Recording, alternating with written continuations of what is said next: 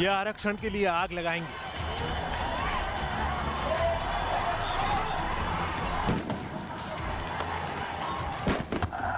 ये आरक्षण के लिए पत्थर चलाएंगे।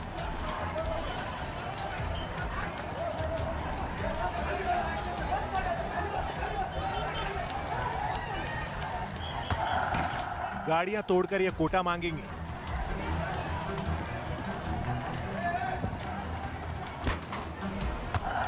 रास्ते रोककर ये रिजर्वेशन लेंगे।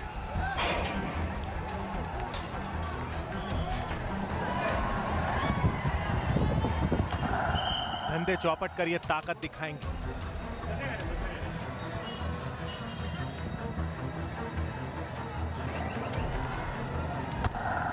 नेताओं के वादे पर ये कोहराम मचाएंगे।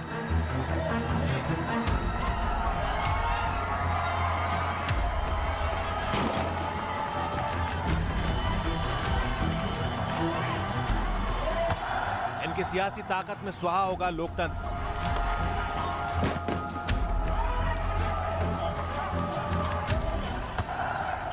आगे जाने के लिए पिछड़ा बनेंगे।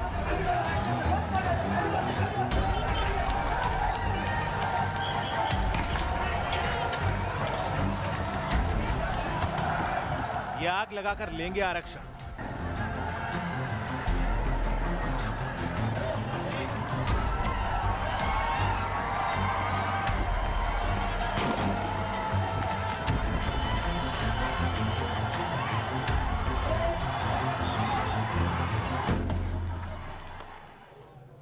यह है 21वीं सदी का भारत और 21वीं सदी के भारत के नौजवान जो आंदोलन के नाम पर पूरे महाराष्ट्र में आग लगा रहे हैं। तांडव हो रहा है और जिस तरीके से कानून व्यवस्था को धता बताया जा रहा है, यह प्रदर्शित करता है कि शांतिपूर्ण आंदोलन नाम की कोई चीज आज हिंदुस्तान में रह ही नहीं गई है। चाहे आप मुंबई की बात करें, ठाणे की बात करें, महाराष्ट्र के कई शहरों की बात करें, हर जगह आग सुलग रही है। दर्जनों गाड़ियां तोड़ी जा चुकी हैं, वाहनों में आग लगा दिया गया है और उसके साथ साथ पत्थरबाजी हो रही है। पुलिस पर अत्याचार हो रहा है और पुलिस अत्याचार पर काबू करने की कोशिश कर रही है। यह है महाराष्ट्र में आरक्षण की मांग को लेकर सड़क पर उतरे हमारे नौजवान। ये वो नौजवान हैं जो आज दावे के साथ ये कहना चाहते हैं कि सरकारी नौकरी और स्कूल और कॉलेज में पढ़ाई के लिए उन्हें आरक्षण चाहिए, जिसके लिए वो देश को आग लगा सकते हैं। क्या आरक्षण की आग आज हमारे देश को नहीं झुलसा रही? क्या आज हम मध्य भारत में वापस नहीं जा रहे? मध्यवर्ती भारत में क्या आज हम 18वीं सदी या उससे पहले पीछे नहीं जा रहे, जहां आरक्षण के लिए आज हम किसी को भी जलाने, मारने और कूटने के लिए तैयार हो गए हैं? क्या बना दिया है आज हमने अपने देश को?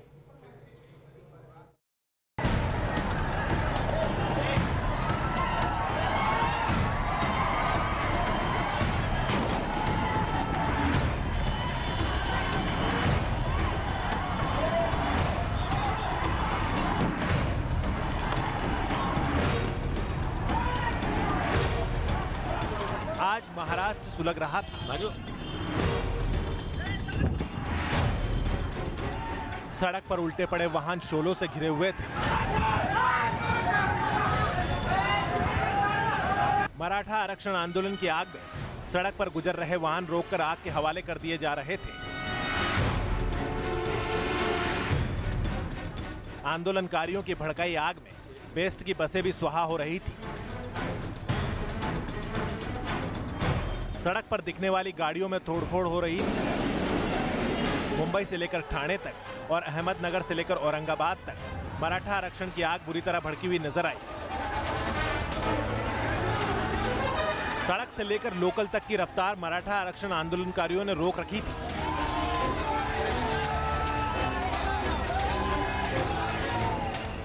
मुंबई पुणे हाईवे से लेकर सायन पनवेल और गोवा पुणे हाईवे तक चारों ओर उपद्रवियों का हंगामा जारी था। सतारा के कलम्बोली में आंदोलनकारियों को हटाने जब पुलिस पहुंची तो पथराव शुरू हो गया। बाद में पुलिस ने प्लास्टिक बुलेट्स फायर की और लाठीचार्ज कर उपद्रव कर रहे लोगों को खदेड़ा। सायन और पनवेल को जोड़ने वाली सड़क पर तो उपद्रवी इस कदर हंगामा कर रहे थे कि पुलिस पर बिना उकसावे के ही पथराव शुरू कर दिया था।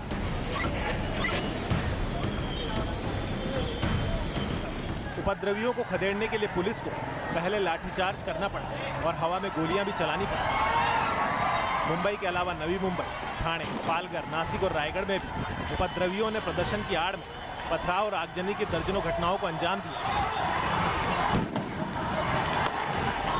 मुंबई के पास ठाणे में भी उपद्रवियों ने जोगेश्वरी और घणसोली स्टेशनों पर ट्रेनें रोक दी। पूरे मुंबई शहर में सुबह सड़क पर ट्रैफिक तो दिखाई पड़ रहा था, लेकिन दुकानों को जबरन बंद करवाया गया। आरक्षण की मांग को लेकर मराठा समाज के आंदोलनकारी मुंबई में अलग अलग जगह पर रास्ता रोको कर रहे हैं। आप तस्वीरों में देख सकते हैं कि आंदोलनकारी सवेरे से ही आकर यहां पर बैठ गए हैं और हाथों में भगवा लिए ये आरक्षण की लगातार मांग कर रहे हैं और महाराष्ट्र सरकार को भी कोस रहे हैं। दरअसल मुंबई को एक व्यापक पैमाने पर नुकसान पहुंचाने के कोशिश का एक नतीजा दिखता है। हालांकि आंदोलन कर रही मराठा क्रांति मोर्चा की ओर से दावा किया गया था कि आंदोलन शांतिपूर्ण होगा, लेकिन आंदोलन की आग में महाराष्ट्र जलता दिखा।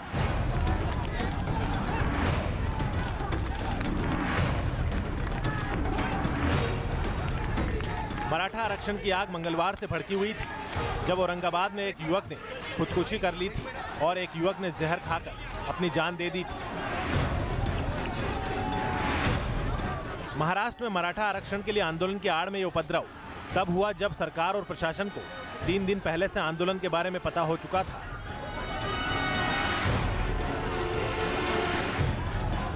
आंदोलनकारियों की मौत के बाद प्रदर्शन के उग्र होने की आशंका भी जाहिर थी, लेकिन महाराष्ट्र की सरकार ने न तो आंदोलनकारियों से ठोस बातचीत की कोई पहल की और न ही आंदोलन की आड़ में आम जनता के साथ हुए अत्याचार से बचा पाई। शैलेंद्र सिंह के साथ विकास श्रीवास्तव, न्यूज नेशन, मुंबई।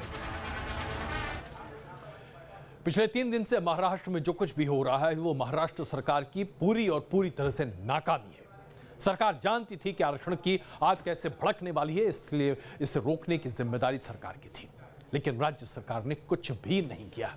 जो कुछ हो रहा है, अगर आज उसके लिए कोई जिम्मेदार है तो फडणवीस सरकार। और इसलिए हम ये सवाल आपसे पूछते हैं, क्या सियासी फायदे के लिए आरक्षण की आग को भड़काया जा रहा है? क्या सियासी फायदे के लिए आरक्षण की आग को भड़काया जा रहा है? अगर आपको लगता है हाँ, लिखिए इन स्पेस यस। अगर आपको लगता है ना, लिखिए इन स्पेस नो। हमें अपना SMS भेजिए 56070 पर 56070 पर। आप अपनी राय ट्विटर के जरिए हमसे साझा कर सकते हैं। #NN अपनी राय लिखिए, हमें भेजिए। इस कार्यक्रम में हम इसे जरूर प्रदर्शित करेंगे। आज जब मुंबई और ठाणे जल उठा और उसके बाद जो प्रदर्शनकारी हैं उनके आकाओं ने कहा कि हम शांतिपूर्ण प्रदर्शन करेंगे और इसे वापस लेते हैं जो हो रहा है, तो सरकार ने कहा कि हम बातचीत करने के लिए तैयार हैं। जरा बताइए हमें और समझाइए हमें, पूरे महाराष्ट्र में आज अगर कोई सबसे ज्यादा डोमिनेंट, सबसे ज्यादा शक्तिशाली कोई एक कौम है तो वह मराठाओं की। मराठाओं को आज आरक्षण चाहिए। आज आप आ जाइए हरियाणा, जाट सबसे ताकतवर समुदाय है, जाट को आरक्षण चाहिए। आप चले जाइए गुजरात, पटेल सबसे ताकतवर समुदाय है, आरक्षण चाहिए पटेल को। क्या हो रहा है हमारे देश में? जो सबसे ज्यादा ताकतवर समुदाय है आज उसे ही आरक्षण चाहिए। क्यों चाहिए आरक्षण उसे? हम सब जब बच्चे थे तो हमें कहा जाता था कि हमारा देश बंटता है क्योंकि हम जात पात की बात करते हैं। यह आरक्षण क्या है साहब? यह भी तो जातीय आधार पर है। अगर जातीय राजनीति गलत है तो जातीय आरक्षण सही कैसे हो सकता है? आज ये तमाम राजनेता हमारे क्यों नहीं बताते? क्यों आज एक पार्टी के तमाम नेता कहते हैं कि दूसरी पार्टियां इसलिए जीतती हैं क्योंकि वो जातीय समीकरण ठीक करती हैं? अरे साहब, आप जातीय आरक्षण देते हैं, इससे ज्यादा देश को तोड़ने और बांटने की बात कोई और क्या कर सकता है? तो आइए आपको दिखाते हैं कैसे सबसे ताकतवर जात, सबसे ज्यादा जिसके पास शक्ति है, धन है, बल है, वही आरक्षण चाहता है। पिछले 2 दिनों से महाराष्ट्र सुलग रहा था।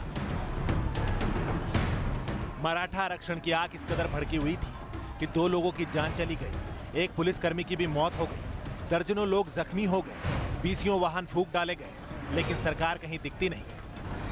तो चिंता का है, हिंसा है, लोग सड़क पर रास्ते पे उतरे हैं, तोड़फोड़ और आगजनी चल रही है और सरकार गायब है, हमेशा की तरह। महाराष्ट्र की जिस सरकार को मराठा वोटरों ने आरक्षण के वादे पर वोट दिया था, उस सरकार के मुखिया ने न तो आंदोलनकारियों से कोई बातचीत की और न ही पिछले 2 दिनों में मीडिया में भी उनका कोई बयान आया।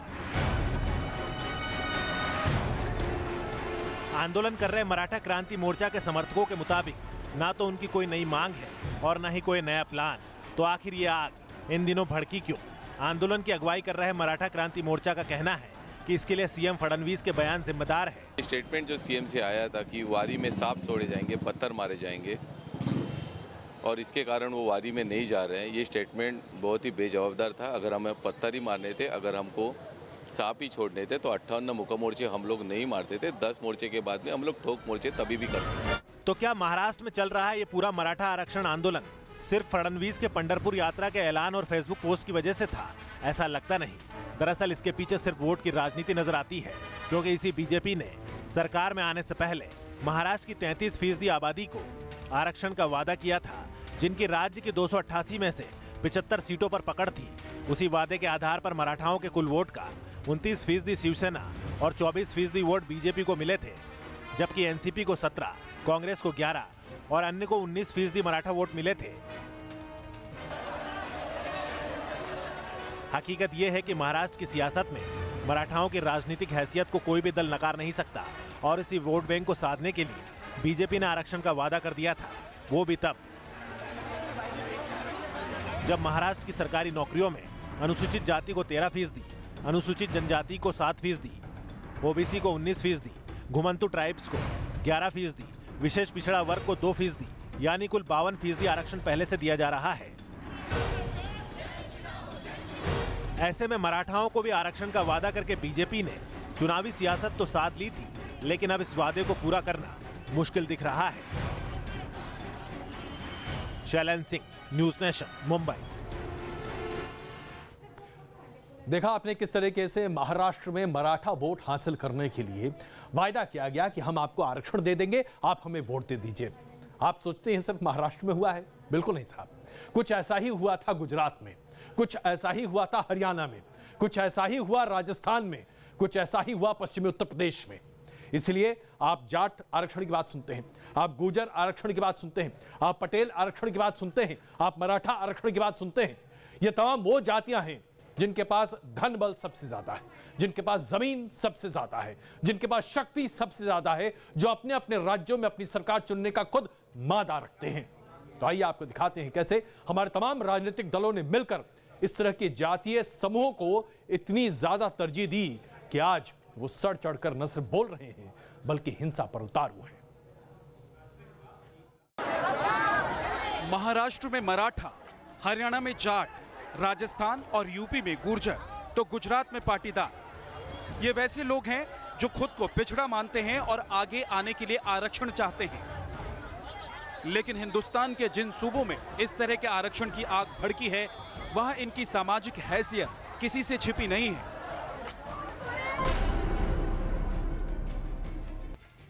महाराष्ट्र की सियासत की बात छोड़ दें तो जिस मराठा समाज को आरक्षण चाहिए, उसकी सामाजिक हैसियत का अंदाजा इन आंकड़ों से लगा सकते हैं, क्योंकि राज्य में अब तक 16 में से 10 मुख्यमंत्री मराठा समुदाय के रहे हैं। राज्य में 40% एमएलए मराठा समुदाय से हैं। ज्यादातर चीनी मिलें, डिस्ट्रिक्ट कोऑपरेटिव बैंक और शिक्षण संस्थानों पर भी मराठाओं का दबदबा है।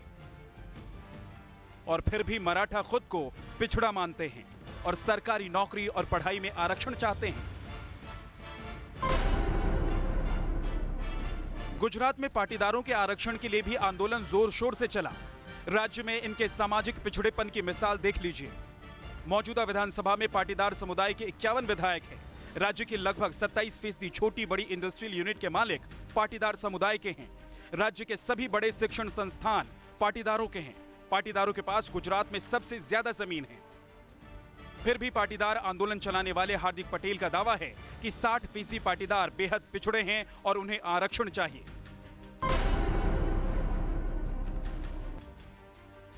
आरक्षण के लिए उपद्रवी आंदोलन में जाट आरक्षण आंदोलन की भी चर्चा होती है।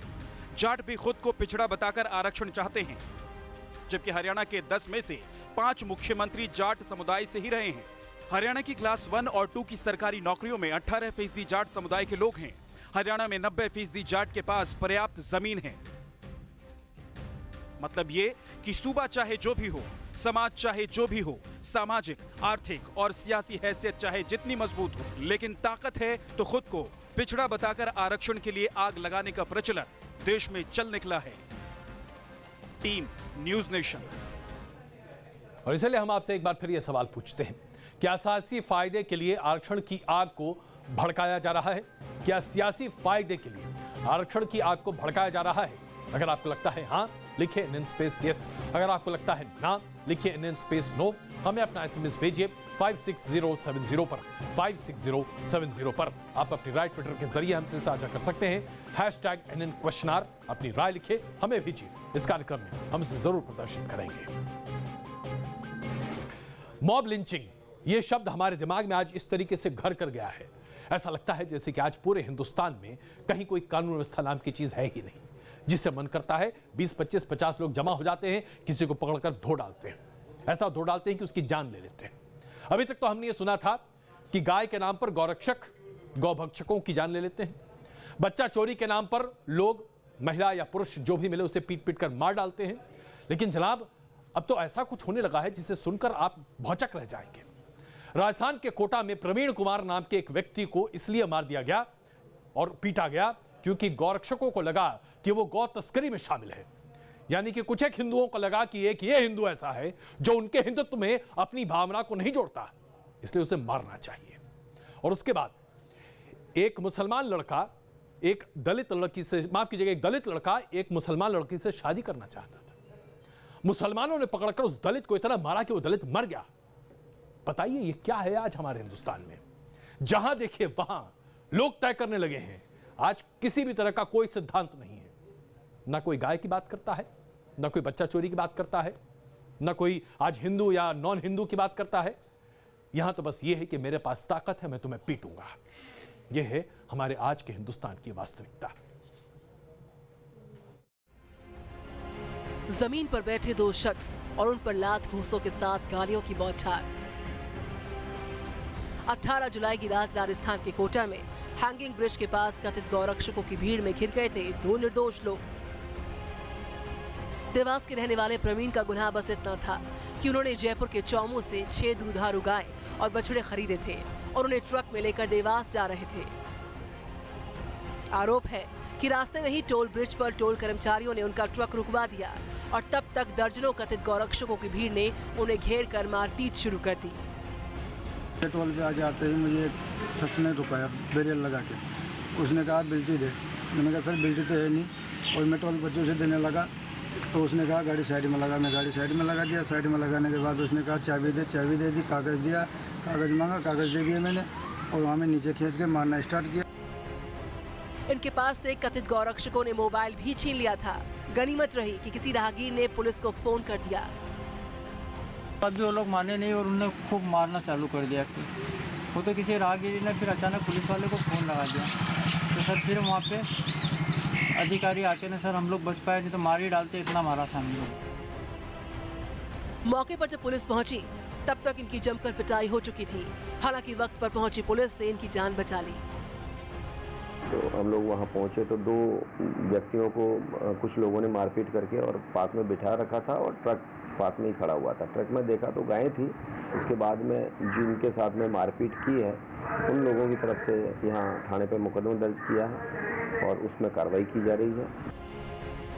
कोटा के आरकेपुरम थाने की पुलिस ने इनकी शिकायत पर केस दर्ज कर जांच शुरू की और वायरल हो चुके वीडियो के आधार पर ही 5 आरोपियों को गिरफ्तार कर लिया, जबकि 10 और लोगों की तलाश जारी है।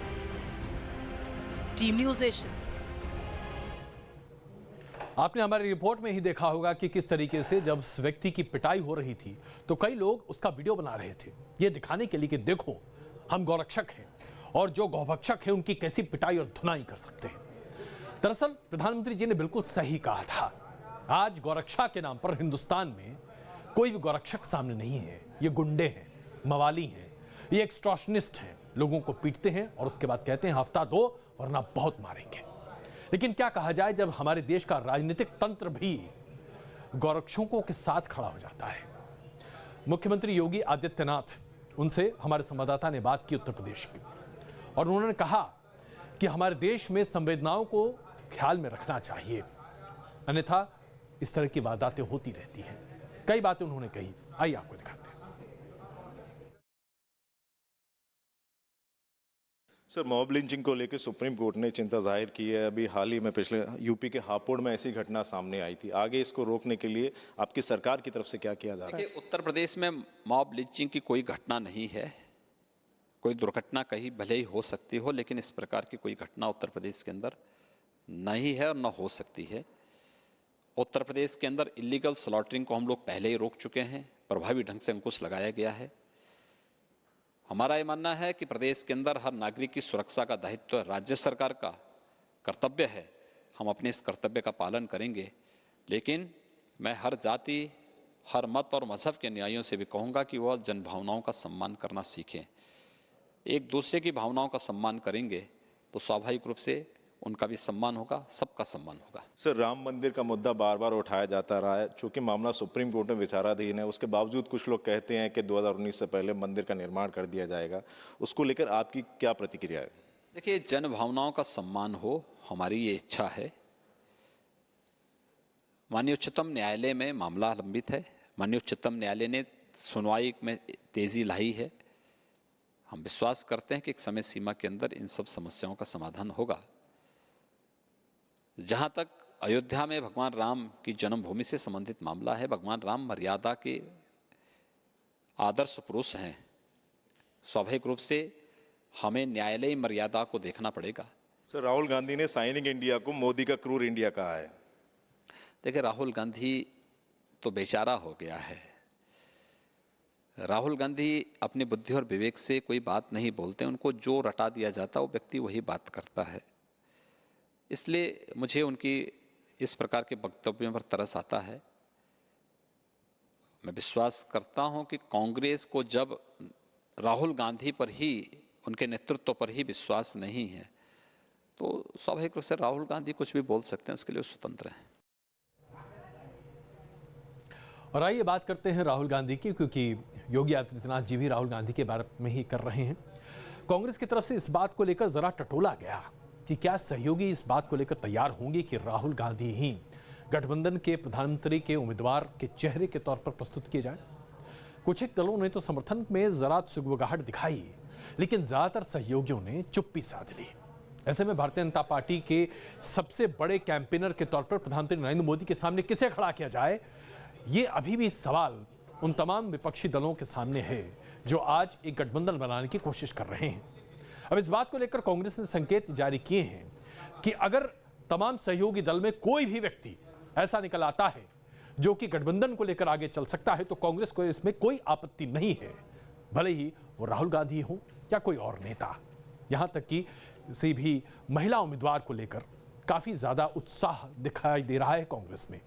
यानी कि मायावती और उसके साथ साथ आप जानते हैं कि पश्चिम बंगाल में किस तरीके से मुख्यमंत्री ममता बनर्जी अपनी दावेदारी पेश कर रही हैं, तो हो सकता है कि गठबंधन के नेता के तौर पर इन्हें भी प्रोजेक्ट किया जाए।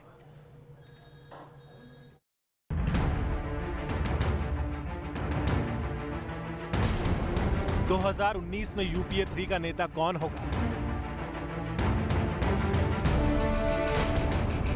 क्या राहुल गांधी के चेहरे पर विपक्ष की एक राय बनेगी, या फिर कांग्रेस को गठबंधन के आगे पैर पीछे खींचने पड़ेंगे? ये वो सवाल है जो दिन भर सियासी गलियारों में घूमते रहे। संसद से लेकर सड़क तक इसी बात पर बहस होती रहे। कहने को तो 2019 के आम चुनाव में अभी वक्त है, लेकिन विपक्षी दलों का सियासी गुणाभाग शुरू हो चुका है। कांग्रेस अपने सहयोगी दलों को राहुल गांधी की पीएम उम्मीदवारी को लेकर मनाने की कोशिश जरूर कर रही है। कांग्रेस पार्टी के सूत्रों की माने तो राहुल गांधी के स्थान पर किसी दूसरे दल के नेता को प्रधानमंत्री बनाने को लेकर कांग्रेस ने विकल्प खुला रखा हुआ है। यानी अगर बात नहीं बनी या नंबर कम हुए तो कांग्रेस राहुल गांधी के अलावा किसी दूसरे दल के नेता को भी समर्थन दे सकती है। इस खबर के बाद सियासी गलियारों में बयानों का संग्राम तेज है। देखिए, राहुल गांधी की छवि अब नहीं रह गई है। उन्होंने इफ्तार पार्टी देख लिया, कोई अपोजिशन स्वीकारा नहीं। उन्होंने डिनर पार्टी देख लिया, कोई नहीं स्वीकारा। उन्होंने नो कॉन्फिडेंस ला के कर लिया, उसमें तो अपनी ही भद्द पिट ली। जिस तरह से कांग्रेस के प्रेसिडेंट का एक्सपोजर लोकसभा में हुआ, उसके बाद जिस तरह से कांग्रेस पार्टी ने बिना अपने साथियों से बात किए हुए प्रधानमंत्री पद का उम्मीदवार घोषित कर दिया। और पहला मौका होगा या एक अनूठा मौका होगा कि प्रधानमंत्री पद के उम्मीदवार के नामांकन से पहले ही विड्रॉल हो गया। कांग्रेस के सहयोगी दल अभी से पीएम पद की दावेदारी को लेकर कुछ भी नहीं कहना चाहते। हर कोई किसी का नाम लेने से बच रहा है। ऐसे में इस बात के कयास और तेज हो गए हैं कि अगर यूपीए 3 बनता है तो उसका चेहरा कौन होगा। ममता बनर्जी ख्वाब देख सकती है, उनकी पार्टी देख सकती है। उनके पार्टी बंगाल में ये आम लोगों की ये भड़काने की कोशिश कर रहे हैं कि बंगाल के मुख्यमंत्री ममता बनर्जी को हम दिल्ली की प्रधानमंत्री बनाएंगे। जो खुद अपना सुबह संभालने नहीं सकती वो दिल्ली के प्रधानमंत्री बनने की ख्वाब जरूर देख सकते।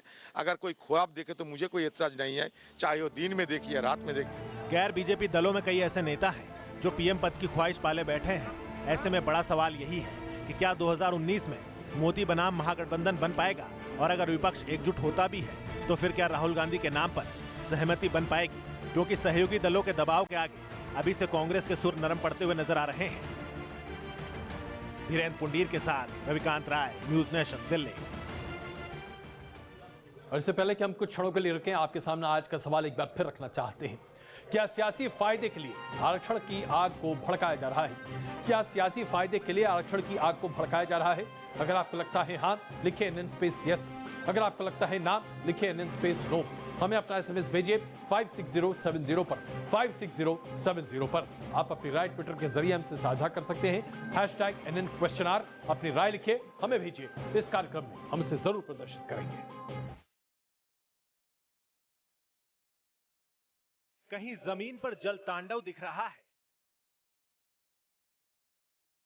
कहीं आग का आतंक नजर आ रहा है, कहीं आसमान से तपिश के शोले बरस रहे हैं,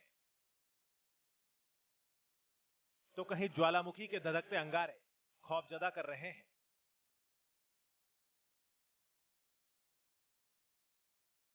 क्या यह दुनिया पर कुदरत के कोहराम का ट्रेलर है?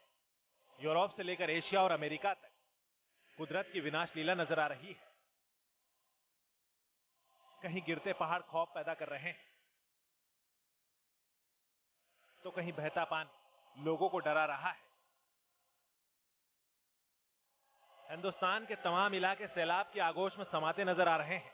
शहर शहर बारिश और बाढ़ की बर्बादी के निशान नजर आ रहे हैं। तो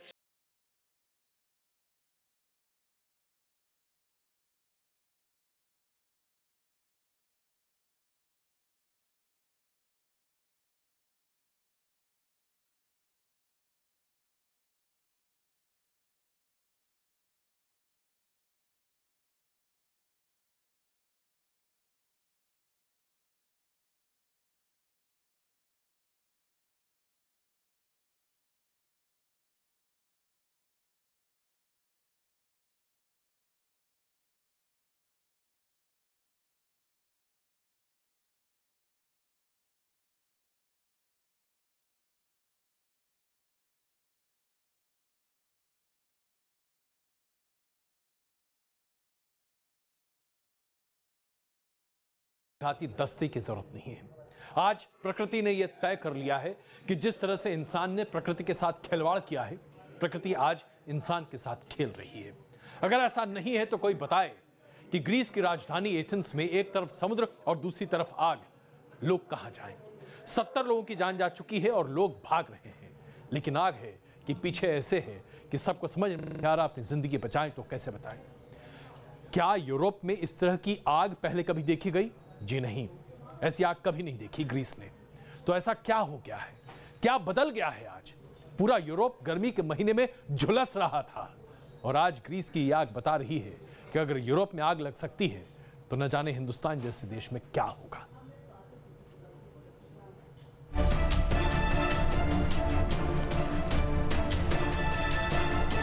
स्वाहा हुए आशियाने, बर्बाद हुए आलीशान मार्केट, आग के कहर में गाड़ियां हुई खाक,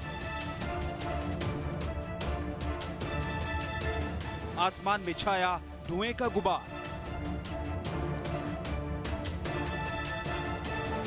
अग्नि तांडव में जंगल हुए तबाह,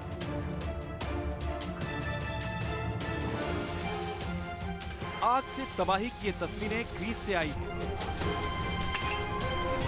राजधानी एथेंस से सटे अटिका इलाके के जंगलों में आग लगी हुई है।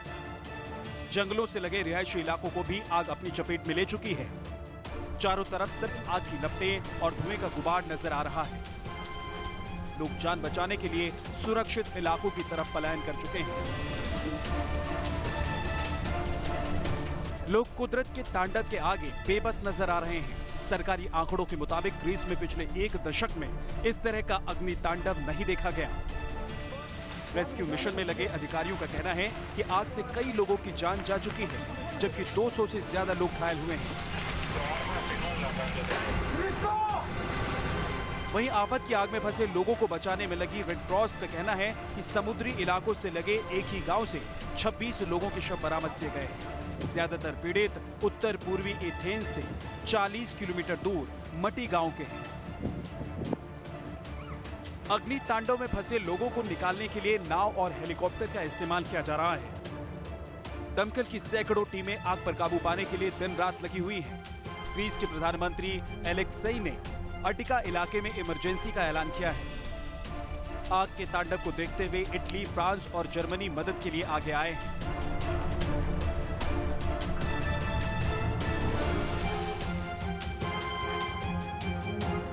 आग के कहर की दूसरी तस्वीर अमेरिका से आई है। यहां साल्ट लेक सिटी में आग का कहर देखा जा रहा है। तस्वीरों में आप देख सकते हैं कि यहां पर किस तरह धुएं का गुबार छाया हुआ है। जंगली इलाकों से लगी आग की चपेट में अब रिहायशी इलाके भी आ चुके हैं।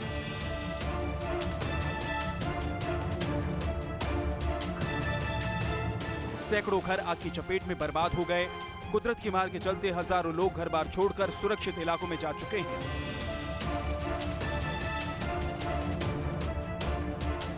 आग की वजह से आसमान में छाए धुएं के गुबार के चलते योमाइट वैली और यहां मौजूद नेशनल पार्क को भी बंद कर दिया गया है। Team news nation. यूरोप और अमेरिका में आग लगी हुई है, तो आइए जरा जापान चलते हैं। जापान में ऐसा लगता था कि आप गर्मी के महीने में भी एक हल्की थोड़ी सी चादर लेकर चलें तो अच्छा रहता है, क्योंकि थोड़ी ठंड लगती थी। लेकिन जनाब, उस जापान का हाल क्या है आप देखेंगे तो दंग रह जाएंगे। 42 डिग्री तापमान जापान के कई शहरों में दर्ज किया जा रहा है, टोक्यो को मिलाकर। इतनी गर्मी आज तक वहां के लोगों ने कभी झेली ही नहीं है। यह इतनी गर्मी है जो कोई बर्दाश्त नहीं कर पा रहा। जापान को पूरी तरीके से बंद करने की कोशिश की जा रही है। इमरजेंसी डिक्लेयर किया गया है। यह वही जापान है जहां आपसे 15 दिन पहले हम ही आपको यह खबर दिखा रहे थे कि बाढ़ की वजह से 200 से ज्यादा लोग मर गए। एक तरफ जापान में पानी भरा हुआ है, दूसरी तरफ जापान में इतना ज्यादा तापमान है कि लोग मर रहे हैं प्यासे होकर। आज ये जापान में जो हो रहा है, इसे आप प्रकृति का तांडव नहीं कहेंगे तो और क्या कहेंगे।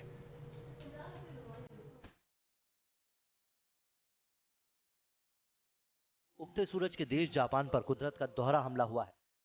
पहले बर्बादी की बाढ़ ने जापान को रुलाया और अब लू के थपेड़े उसे झुलसाने पर आमादा है।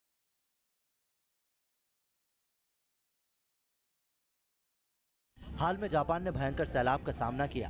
3 दशक की सबसे विनाशकारी बाढ़ इस देश को हिलाकर रख चुकी है और अब जापान पर गर्मी की मार पड़ रही है। सरकारी आंकड़ों के मुताबिक जापान में पिछले एक हफ्ते में लू से बड़ी संख्या में लोगों की जान चली गई। इतना ही नहीं, लू से पीड़ित करीब 35,000 लोगों को अस्पताल में भर्ती भी कराया गया है। हालात कितने गंभीर हैं, इसका अंदाजा आप इस बात से लगा सकते हैं कि जापान में पिछले 10 साल में गर्मी और लू से मारे जाने वालों की संख्या इस साल में सबसे ज्यादा है। टोक्यो में कई दिनों से तापमान 40 डिग्री या उससे ऊपर बना हुआ है।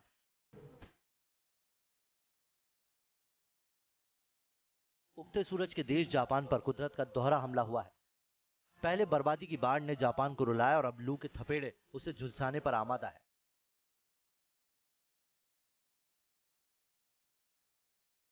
हाल में जापान ने भयंकर सैलाब का सामना किया। 3 दशक की सबसे विनाशकारी बाढ़ इस देश को हिलाकर रख चुकी है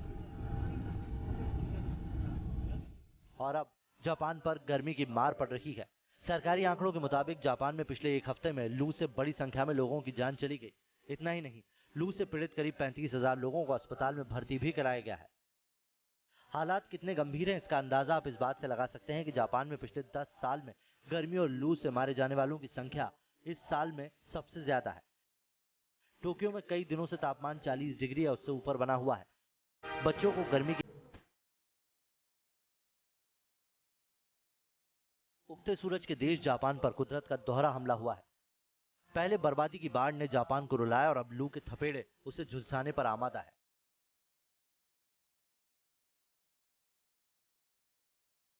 हाल में जापान ने भयंकर सैलाब का सामना किया। 3 दशक की सबसे विनाशकारी बाढ़ इस देश को हिलाकर रख चुकी है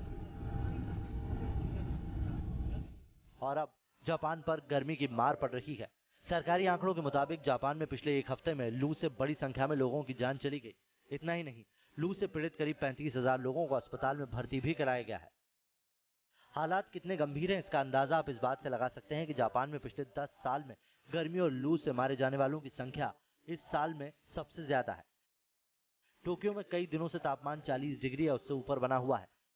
बच्चों को गर्मी की मार से बचाने के लिए जापान सरकार अभी स्कूलों को एयर कंडीशन करने जा रही है।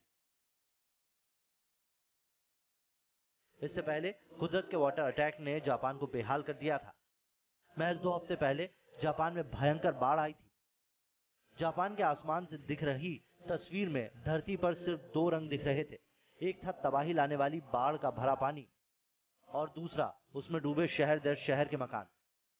जापान में बाढ़ की प्रचंड धारा जब शांत हुई तो लोगों के रेस्क्यू का मौका मिला। सैलाब इतना जबरदस्त था कि उसमें मकान भी बहते न को कैसे खड़ा किया जाए। वियतनाम की बात तो खैर छोड़ ही दीजिए। नीचे उफनती नदी थी और ऊपर 3 टेक्नीशियन एक टावर पर फंसे थे। तस्वीर चीन के दिशेताई शहर की है। यहां कुछ इलेक्ट्रिशियन एक रेडियो टावर पर चढ़े थे। वो टावर में आई खराबी को दुरुस्त करने में लगे थे। इसी बीच वो सैलाब की चपेट में आ गए। दरअसल इस टावर के पास एक नदी बहती है। इस नदी का जलस्तर बढ़ने से उसमें बाढ़ आ गई। टावर पर फंसे टेक्नीशियंस ने मदद के लिए गुहार लगाई। थोड़ी देर में वहां राहत और बचाव की टीम पहुंच गई। हेलीकॉप्टर पर सवार रेस्क्यू टीम के मेंबर रस्सी के सहारे नीचे उतरे और टावर के करीब पहुंचे। हेलीकॉप्टर के जरिए एक किट भी नीचे टावर पर पहुंचाई गई। इस किट में रस्सी थी। इस रस्सी का एक सिरा टावर में जोड़ा गया और दूसरा सिरा नदी के किनारे पर खड़े बचाव दल के लोगों ने थाम रखा था। टावर पर फंसे इलेक्ट्रिशियंस रस्सी के सहारे धीरे धीरे किनारे तक पहुंचे। इसके बाद उन्हें हेलीकॉप्टर के जरिए रेस्क्यू कर लिया गया। अब चीन में सैलाब के सितम की दूसरी तस्वीर देखिए। नदी का पानी प्रचंड वेग से बह रहा है। लहरें इतनी तेज है कि जैसे वो अपने साथ सब कुछ बहा ले जाने पर आमादा है। और इन्हीं लहरों के बीच 3 लोग फंसे हुए हैं। इनमें 2 महिलाएं हैं। यह वीडियो दक्षिण पश्चिम चीन के सिचुआन प्रांत का है। यहाँ मिशान शहर में एक नदी में भयंकर बाढ़ आ गई। इस बाढ़ में कई लोग फंस गए। सैलाब में फंसे इन लोगों को एक गाड़ी जरूर मिल गई। शायद एक गाड़ी भी बाढ़ में बह गई थी। बहते बहते वो गाड़ी पलट गई और उसके टायर आपको पानी के ऊपर नजर आ रहे हैं। सैलाब में फंसे इन लोगों ने इसी टायर को पकड़कर अपनी जान बचाई। किनारे पर खड़े लोगों ने इनकी हालत देखी तो रेस्क्यू टीम को बुलाया गया। इसके बाद बचाव मिशन शुरू हुआ। रेस्क्यू टीम ने रस्सी फेंकी। इस रस्सी के सहारे लाइफ गार्ड को सैलाब में फंसे लोगों तक पहुंचाया गया। पानी की तेज धारा में फंसे लोगों ने लाइफ जैकेट पहनी और फिर रस्सी के सहारे धीरे धीरे किनारे तक पहुंचे।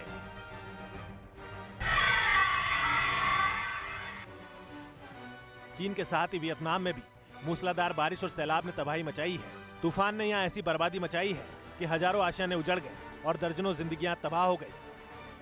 वियतनाम में पानी का ये प्रचंड प्रवाह देखिए। लहरों का ये शोर सुनिए। ऐसा लग रहा है जैसे पानी की तेज धारा सब कुछ लील लेने पर आमादा है। तूफान के बाद हुई भारी बारिश ने कई इलाकों को जलमग्न कर दिया है। सड़कों पर सैलाब उतर आया है और लोगों को निकालने के लिए सड़कों पर बोट चल रही है। कई इलाकों में पानी लोगों के घरों तक में समा गया है, जिससे हजारों लोग घर बार छोड़ने को मजबूर हैं। Team news nation.